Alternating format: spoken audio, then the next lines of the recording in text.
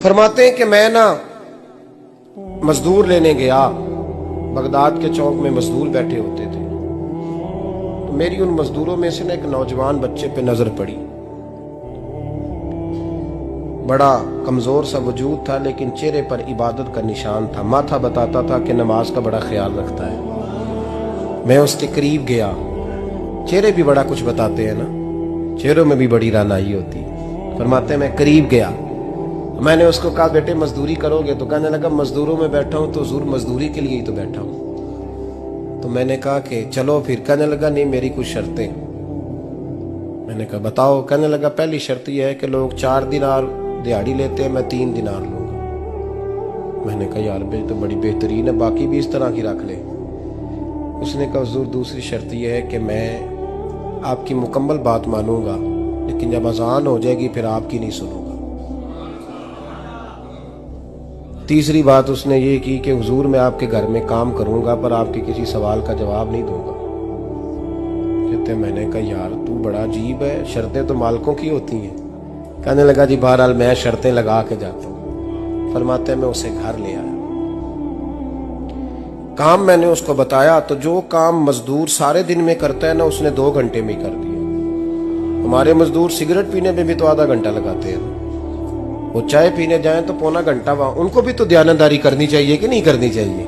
ने मुआहदा किया है ना जी, तो पूरा उतरना चाहिए ना।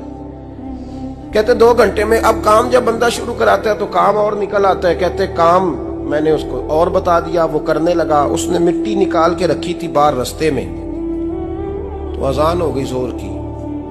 उसने वहीं कुदाल छोड़ी कहीं और चलने लगा। तो मेरा बेटा कहने लगा इसको जरा बराबर कर दो। कहने लगे चुप कर जा, तेरे बाप से बात हुई थी, जब अजान होती है तो मैं किसी और की नहीं सुनता, सिर्फ अल्लाह रसूल की सुनता हूँ। कहते मस्जिद चला गया, नमाज पढ़ के आया तो दोपहर का वक्त था। मेरी बीबी कहने लगी इसको को खाना खा ले। कहते हमने कहा खाना खा लो, तो कहने लगा मैंने रोजा रखा हुआ, रमजान भी नहीं था, नफली रोजा रखा हुआ। फरमाते हैं शाम हुई, मैंने 3 दिनार दिए। तो मैंने कहा तेरा नाम क्या है? कहने लगा मैंने आपसे कहा था मैं किसी सवाल का जवाब नहीं दूंगा। वो चला गया। अगले दिन मैं फिर लेने गया उसे, काम कुछ और निकल आए। तो लोगों ने बताया वो सिर्फ हफ्ते वाले दिन आता है। मैंने कहा क्यों? कहने लगे जी वो कहता है मेरा हफ्ते का खर्चा 3 दिनार है, जब 3 दिनार कमा लेता हूं तो बाकी सारा टाइम अल्लाह रसूल की जिक्र में गुजार दिया करता हूं। फरमाते हैं जी अगले हफ्ते मैं फिर लेने गया। मैंने पूरा हफ्ता इंतजार किया कि काम उसी से कराना है। मैं जब गया तो मैंने कहा चलो। कहने लगा मेरी शर्तें याद है ना? और मैंने कहा याद है भाई साथ चल। फरमाते हैं काम कराया। 2-3 हफ्ते वो आता रहा। एक हफ्ते में गया तो लोगों ने कहा हुजूर आज नहीं आया। क्यों? कहने लगे बीमार हो गए। कहाँ घर है? कहने लगे बगदाद के कब्रिस्तान के पीछे जो कच्ची आबादी है उसमें रहता है। फरमाते मैं गया, दरवाजे पे दस्तक दी तो कहने लगा हुजूर आप हैं? दरवाजा खोला है, आ जाइए। फरमाते हैं मैं अंदर गया तो मैंने कहा तुम्हें कैसे पता चला मैं आया हूं? कहने लगा हुजूर अल्लाह वाले हो, आप नहीं आना था, वरना अमीर तो गरीबों का पता लेने कोई नहीं आते। कहते मैं करीब गया तो कहने लगा मैं आपका इंतजार कर रहा था, तेज बुखार है, तप रहा। जेब से कुछ पैसे निकाले। कहने लगा ये पैसे रखने। एक अंगूठी निकाली। कहने लगा हुजूर आज रात को मेरा इंतकाल हो जाएगा, इन पैसों का कफन खरीद के सुबह जनाजा पढ़ के मुझे दफन कर देना, और जब दफन करो तो ये अंगूठी लेके असर के बाद हारून रशीद के पास जाना। आप उसे कहना मैंने मिलना है, पर वो आपको टाइम नहीं देगा। आप उसको आवाज दीजिएगा कि तेरी एक अमानत है मेरे पास। फिर वो आपसे मिलेगा तो अंगूठी दे दे, फिर आप मेरी तरफ से फारिग हैं। हजरत फरमाने लगे तेरा नाम? और कहने लगा हुजूर वक्त थोड़ा है, आज रात मैंने जाना है, बड़ी लंबी माफी मांगनी है रब करीम से, अगर मुनासिब समझे तो मुझे अपने रब से तन्हाई कर देने। फरमाते हैं मैं आ गया, पर उसकी बातों ने मुझे सारी रात सोने नहीं दिया। फरमाते हैं सुबह बड़ी मुश्किल से सूरज निकला, मैं गया दरवाजे पे हाथ रखा तो दरवाजा खुला हुआ था। अंदर दाखिल हुआ तो खुशबुएं मेरा इस्तकबाल कर रही थी। जब चेहरे से कपड़ा हटाया तो उसका तो इंतकाल हो चुका। इंतकाल हो चुका है, ऐसे है जैसे किसी का दीदार करके सोया। कहते मैं तो 2 आदमी ले गया था जनाजे पे, पर पता नहीं दुनिया किधर किधर से आई, कहां कहां से। अखा जदों मीटियां जमाना मैनू रोवेगा, अपना ते अपना बेगाना मैनू रोवेगा।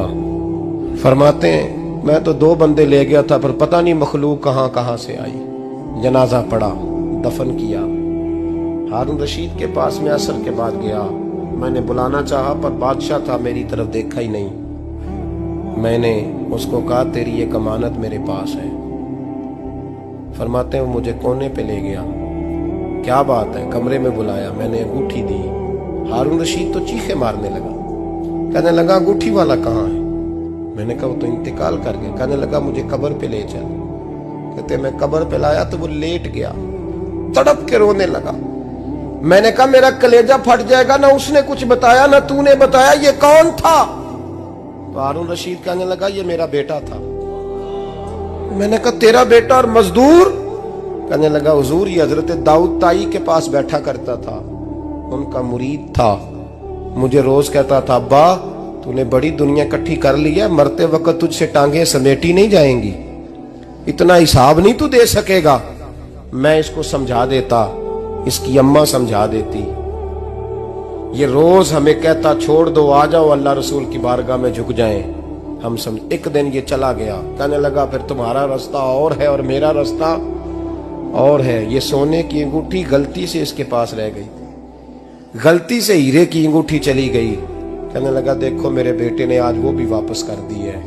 फिर तड़प के कहने लगा हारून रशीद था तो ये मेरा बेटा, पर मेरा मुर्शद निकला, मेरा पीर निकला। भाई जिंदगी तो बड़ी थोड़ी है ना। बाबा साहब ने कहा था उठ फरीदा सुत्या, और दाढ़ी आ गया पूर, अग्गा नेड़े आ गया, पिछा रह गया दूर। उठ फरीदा सुत्या खलकत वेखन जा, मते कोई मिल जाई बख्शिया ते तू ही बख्शिया जा। उठ फरीदा सुत्या झाड़ू दे मसीत, तू सुते रब जागदा, तेरी डाडे नाल परीत। मेरा रब हमें भी अपनी बारगाह में कबूल फरमा।